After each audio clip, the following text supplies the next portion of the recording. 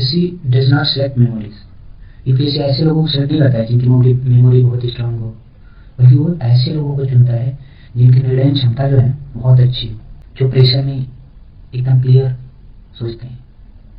Income आपके पास जब आप कोई डिसीजन ले रहे हो तो आपके पास इंफॉर्मेशन सफिशिएंट नहीं होती, लेकिन उस इंफॉर्मेशन से भी आप को जो है एक अच्छे डिसीजन पे पहुंचना होता है। आपको जो है बैलेंस करना पड़ता है, बहुत सारे स्टेक होल्डर होते हैं, इतनी डाइवर्सिटी है, तो आपको जो है ना बैलेंस डिसीजन लेना पड़ता है। और आपको इमोशनल एरर्स, मतलब आपको इमोशंस में आके कोई एरर नहीं करना होता है। इन सब चीज़ें आपके अंदर होनी चाहिए और यही यूपीएससी डिमांड करता है। तो हम आइए समझते हैं कि हमारा जो जजमेंट की जो कैपेबिलिटी होती है ना, 3 चीज़ों से मिलकर बनी होती है। एक होता है इंटेलिजेंस, जहाँ हम समस्याओं को सॉल्व करते हैं, इसमें हमारी मेमोरी होती है, पैटर्न समझने की क्षमता होती है। वहीं लॉजिक जो होता है ना, हमारे पास जो इन्फॉर्मेशन है उससे उसका विश्लेषण करता है कि हमारे पास जो इन्फॉर्मेशन है उससे क्या आउटकम निकल के आ रही है, क्या परिणाम आ रहा है, क्या हो सकता है, क्या हुआ है, आगे क्या हो सकता है। और जो हमारे माइंड का थर्ड पार्ट है रीजन, यानी जब हम इंफॉर्मेशन लेते हैं फिर हम एक रीजन पे पहुंचते हैं कि हमें ये जो है विकल्प चुनना चाहिए। ये तीनों चीज़ें जो है ना बहुत जरूरी होती है, लेकिन इन सब में जो सबसे महत्वपूर्ण होता है वो रीजन होता है। और आज हम जो है इसी की बात करेंगे। रीजनेबलनेस क्यों जरूरी है? पहले तो इमोशंस, ईगो और रीजन, 3 चीज़ें से मिलकर बनता है हमारा माइंड। तो इमोशन जो होता है ना तुरंत रिएक्ट करता है, और इमोशन जब रिएक्ट करता है तो आपके सोचने समझने की क्षमता खत्म हो जाती है। और ईगो जो होता है हमारा, उसका काम होता है कि हम जो भी बोले हैं वो सही है, इससे उसका वो डिफेंस करता है, खुद की डिफेंस करता है वो। इससे प्रॉब्लम हो जाती है कि आप जो है रिजिड हो जाते हो, जो आप बोल रहे हैं आपको लगता है वही सही है, दूसरी इन्फॉर्मेशन या दूसरे को विचार आप जो है एक्सेप्ट नहीं करते हो। लेकिन जो रीजन है ये जो है ईगो और इमोशंस पे कंट्रोल करके एक अच्छा डिसीजन लेता है, ये डिसाइड करता है क्या करना है क्या नहीं करना है। आपके अंदर लॉजिकल कैपेबिलिटी लाने के लिए ना प्रैक्टिस करनी पड़ी एनालिटिकल थिंकिंग की। चीज़ें बस पढ़ रहे हो और अगर आप प्रश्न नहीं पूछ रहे हो तो आपके अंदर जो है ना एनालिटिकल थिंकिंग डेवलप नहीं होगी। आप जब कुछ भी पढ़ रहे हो तो आपको जब कोई चीज़ बता रहे हो तो आपको प्रश्न पूछना है कि वाई इज दिस ट्रू, क्या यह सही है। जैसे मान लीजिए आप कास्ट सिस्टम के बारे में पढ़ रहे हो, तो अगर आपको मिल रहा है कि नहीं कास्ट सिस्टम सही है, तो आपको पूछना है कि ये क्यों सही है, इसके पीछे क्या एविडेंस है जो सपोर्ट कर रहे हैं, इसमें मान्यताएं क्या है, क्या ये रंग हो सकता है, क्या ये गलत हो सकता है। तो जब आप 3-4 प्रश्न पूछोगे ना, कोई भी चीज़ पढ़ो, आप हिस्ट्री का कोई इंसिडेंट पढ़ रहे हो तो आप ये सब पूछोगे तो आपके अंदर जो है ना एनालिटिकल थिंकिंग डेवलप होगी। आप फिर सब चीज़ों को धीरे धीरे जब प्रैक्टिस करोगे तो आपको इतना ये आपके अंदर डेवलप हो जाएगी ना, सब चीज़ें इतना आसान लगने लगेगी। आप किसी परसेप्शन में, अंधविश्वास में नहीं उलझ पाओगे, आप एकदम साफ साफ सोचना सीख लोगे। और जो अंडरस्टैंडिंग आपकी ग्रो होगी, क्योंकि अंडरस्टैंडिंग तभी ग्रो होती है जब क्वेश्चन पूछा जाता है।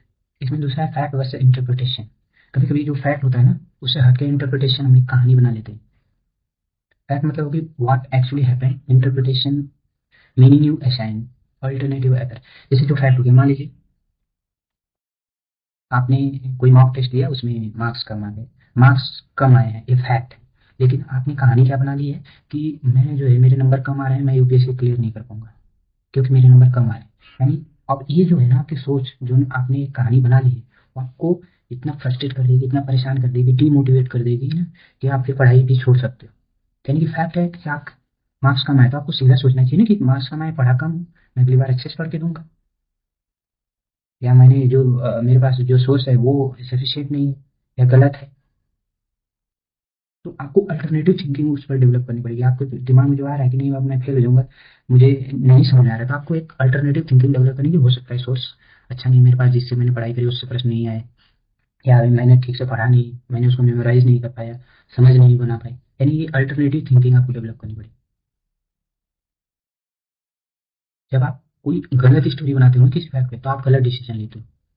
तो जैसे ही आपने मान लीजिए आप मार्क्स कमाए, आपने गलत डिसीजन लिया कि मैं कमज़ोर हूँ और फिर जो है मैं अब यूपीएससी लायक नहीं, तो आपने पढ़ाई छोड़ दी, नहीं तो गलत डिसीजन लिया। जब आपने सही उसका इंटरप्रिटेशन किया होता कि नहीं मैंने आप उस पर ध्यान दीजिए कि आपने पढ़ा नहीं सही से, आपके पास रिसोर्स नहीं था, तो जब आप अच्छे से उसको अच्छी स्टोरी बनाओगे जो रियल स्टोरी है तब आप अच्छा डिसीजन लोगे। यानी कि आपको हमेशा ध्यान रखना कि जो फैक्ट है और उसमें स्टोरी क्या है, दोनों पे आपको इंटरप्रिटेट करनी पड़ेगी, उसका इंटरप्रिटेशन अच्छे से करना पड़ेगा, तब जब आप अच्छे डिसीजन पहुंच पाओगे। और इसकी प्रैक्टिस करनी पड़ती है। तीसरा है इसमें काज इफेक्ट थिंकिंग। जो रीजनेबल माइंड होता है वो एक चेन में सोचता है, मतलब ऐसे बीच में नहीं, उसकी एक चेन होती है, पहले ये होगा फिर ये होगा फिर होगा। तो जैसे आपने एक्शन लिया, एक्शन, तो फिर वो सोचता है कि इसका रिजल्ट क्या होगा, फिर सेकेंडरी इफेक्ट क्या पड़ेगा इसका, फिर लॉन्ग टर्म इफेक्ट क्या पड़ेगा। जब आप मान लीजिए कोई न्यूज़ पढ़ रहे हो तो आपको देखेंगे कि इसका रिजल्ट क्या पड़ेगा। जैसे अभी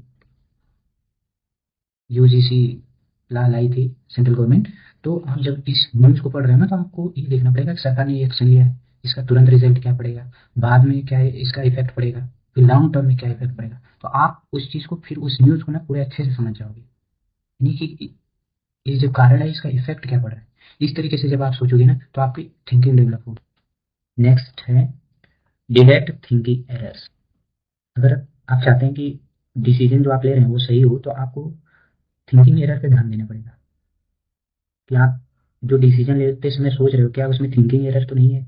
इसमें पहला है कि आप इमोशनल रीजनिंग पे ध्यान दें कि जो आप लॉजिक लगा रहे हो, रीजनिंग लगा रहे हो किसी डिसीजन लेने के लिए, कहीं वो इमोशनली मोटिवेटेड तो नहीं है। जैसे मान लीजिए आप सोच रहे हैं आई फील अनप्रिपेयर्ड, आप प्रीलिम्स एग्जाम देने जा रहे हो, आपको लग रहा है कि आपका तैयार नहीं है, आप फेल हो जाओगे। तो क्या है कि आप इमोशनल हो गए, आपका तैयार है, बस आप इमोशनल होकर सोच रहे हो कि नहीं मेरा तैयार नहीं है और मैं फेल हो जाऊंगा। तो अगर आप इमोशनल होकर डिसीजन ले रहे हो और प्रीलिम्स एग्जाम छोड़ देते हो, बाद में आपको बुरा लगेगा, एक साल बर्बाद हो जाएगा। तो इस तरीके के डिसीजन नहीं लेना है। सेकेंड है ओवर जनरलाइजेशन। इसमें होता है कि आपके पास लिमिटेड एविडेंस है लेकिन आप ब्रॉड कंक्लूजन पे पहुंच गए हो। जैसे मान लीजिए आपका कोई एक मॉक टेस्ट खराब हो जाता है, आप कहते हो कि नहीं ये मेरा सब्जेक्ट ही खराब है। नहीं, आपका एक मॉक टेस्ट खराब हुआ है, आपका वो सब्जेक्ट खराब नहीं है, आपने कुछ गलती की है, रिवाइज नहीं किए होंगे, रिवीजन ठीक से नहीं हुआ होगा, तो वो खराब है, सीधी सी बात है। थर्ड है अथॉरिटी बायस। अथॉरिटी बायस में से होता है कि मान लीजिए कि आपके टीचर ने कोई बात कही है, आप उसको इसलिए पूरा सही माने क्योंकि टीचर ने कहा है, वो ज़्यादा, आपको लगता है वो ज़्यादा समझदार है। हाँ, वो हो सकते हैं लेकिन वो हमेशा नहीं हो सकते। आपको वहाँ सोचना है, उस पर लॉजिक लगाना है कि जो आप कह रहे हैं वो सही है कि नहीं है, तब जब आप अच्छा डिसीजन ले पाओगे। फिर नेक्स्ट है ब्लैक एंड व्हाइट थिंकिंग। इसमें होता है ना कि आप एकदम एक्सट्रीम में सोचते हो कि आईएएस बनना ही सक्सेस होना कहलाता है, अगर आईएएस नहीं बन पाऊंगा या पाऊंगी तो मैं फेल कहलाऊंगी। तो ये क्या है, ब्लैक एंड व्हाइट थिंकिंग है, ऐसा नहीं होता है। Correlation and causation. इसमें होता है कि जैसे कोई मान लीजिए सिलेक्ट हो गया टॉपर, वो बता रहा है कि 4 बजे मैं उठ के पढ़ता था, और आप भी 4 बजे उठ के पढ़ने लगे क्योंकि आपको लग रहा है कि जो 4 बजे उठ के पढ़ते हैं वही आईएएस बनते हैं, वही सिलेक्ट होते हैं। नहीं, इसमें कोई वजह नहीं है। आईएएस बनने का ठीक है, पढ़ाई करना जरूरी होता है, ये नहीं कि आप 4 बजे उठ के पढ़े। आप देर तक 4 बजे तक पढ़ सकते हो रात में, फिर सो सकते हो, 12 बजे तक पढ़ सकते हो। तो ये आप पे डिपेंड करता है कि आपको क्या सूट करता है। ये नहीं कि कोई अगर 4 बजे उठ के पढ़ के सिलेक्ट हो गया तो आप भी 4 बजे उठ के पढ़िए, ये जरूरी नहीं है। आप पढ़ना जरूरी है चाहे जब पढ़िए। तो जब आप कोई डिसीजन ले रहे हो ना, तो आप इन सब थिंकिंग एरर को वहां पे रिकॉग्नाइज करिए, तब जाके आप डिसीजन लीजिए। नेक्स्ट है मल्टी पर्सपेक्टिव थिंकिंग। एक एडमिनिस्ट्रेटर जो होता है ना, वो पूरा सिस्टम में सोचता है, वन साइडेड नहीं होता है, वो किसी साइड में नहीं सोचता, वो पूरा सिस्टम में सोचता है। सिस्टम में कि वो गवर्नमेंट की पॉलिसी और इसकी स्टेबिलिटी के बारे में सोचता है। जब कोई डिसीजन ले रहा है, मान लीजिए आप एडमिनिस्ट्रेटर हो, तो सरकार की इससे रिलेटेड पॉलिसी क्या है, और जो मैं डिसीजन ले रहा हूँ उससे सरकार स्टेबिलिटी प्रभावित तो नहीं होगी, इसके बारे में सोचेगा। फिर जनता के बारे में सोचेगा कि उनकी ज़रूरतें क्या हैं, संविधान के अनुसार उनके राइट्स क्या हैं, और जो मैं डिसीजन ले रहा हूँ उससे उन पर क्या इम्पैक्ट पड़ रहा है, एक्सपर्ट क्या कहते हैं इसके बारे में, डेटा और नॉलेज क्या है इससे रिलेटेड, उस पर ध्यान देता है। और जब अपोजिंग ग्रुप से कोई आप डिसीजन ले रहे हो तो जरूर कोई ना कोई उस पर, किसी न किसी पर उसका नेगेटिव इम्पैक्ट पड़ेगा। जैसे आप डैम बना रहे हो तो जो वहाँ के लोग हैं, लोकल लोग हैं, उन पर नेगेटिव इम्पैक्ट पड़ेगा। तो आप उनके बारे में भी सोचते हो, स्टेक होल्डर के बारे में सोचते हो, उनके कंसर्न के बारे में सोचते हो। इसी तरह जो है ना सस्टेनेबल डेवलपमेंट की बात होती है, फ्यूचर जनरेशन के भी बारे में सोचते हैं। तो जब आप इन सभी पर्सपेक्टिव के बारे में सोचोगे ना, तब आप गलत डिसीजन नहीं लोगे। तब आप जब सभी को ध्यान में रखते हुए कोई डिसीजन लोगे तो वो होगा बेस्ट डिसीजन। और जो ये एडमिनिस्ट्रेटिव क्वालिटी होती है कि आपको सभी पर्सपेक्टिव को ध्यान में रखते हुए कोई डिसीजन लेना है। जब आप ऐसा करोगे तो आप गलती नहीं करोगे।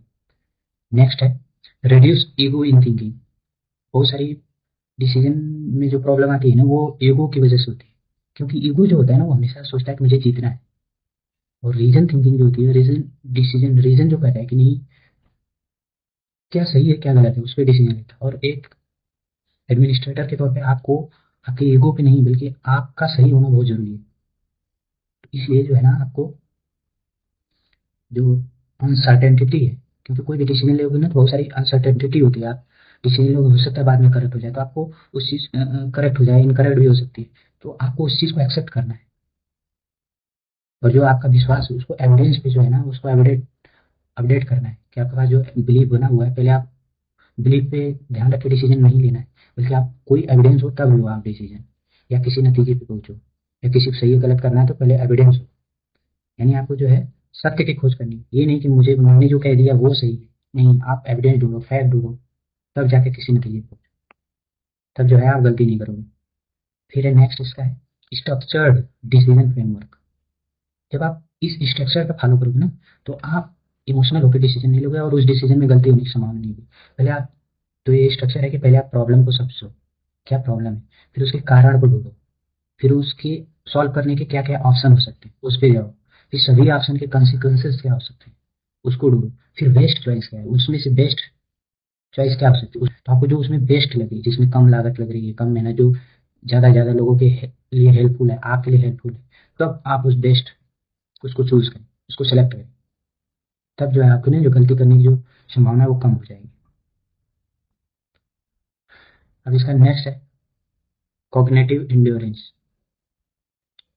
यानी इसमें होता है ना कि आपका लॉजिक डिक्लाइन हो जाता है जब आप अच्छी तरीके से नींद नहीं लिए रहते हैं, आप थके हुए हो, आप ज़्यादा सोच रहे हो, आपने खाना नहीं खाया है, यानी कि जब फिजिकल स्टेबिलिटी होगी ना तभी आपका मेंटल क्लियरिटी आएगी। तो अगर आपको लग रहा है कि आपने ज़्यादा अच्छे से नींद नहीं लिया, आप थके हुए हैं, आपने खाना नहीं खाया, तो इस सिचुएशन में आपको डिसीजन नहीं लेना चाहिए, क्योंकि आप जब इस सिचुएशन में डिसीजन लोगे तो वो खराब डिसीजन होगा। अब नेक्स्ट बात करेंगे हम रिफ्लेक्टिव लर्निंग।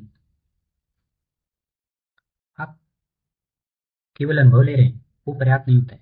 चिंतन जो होता है ना, रिफ्लेक्शन, यानी कोई काम आप कर रहे हैं उस पर कोई विचार कर रहे हैं, तो वो जो है ना अनुभव को ज्ञान में बदलता है। जैसे आप कोई डिसीजन ले तो आप पूछिए कि मैं कभी डिसीजन लिया तो मैंने क्या मान लिया था, क्या अज्यूम किया था, मैंने क्या अनदेखा किया था, मैं इसमें नेक्स्ट टाइम में क्या चेंज कर सकता हूँ। इससे जो है ना चिंतन, इस तरीके का जो आप चिंतन करते हो ना, तो वो जो एक्सपीरियंस है वो विजडम में बदल जाता है। तो अगली बार जब आप कोई डिसीजन लेते हो तो वो गलती नहीं करते हो जो आप पीछे कर चुके होते हो।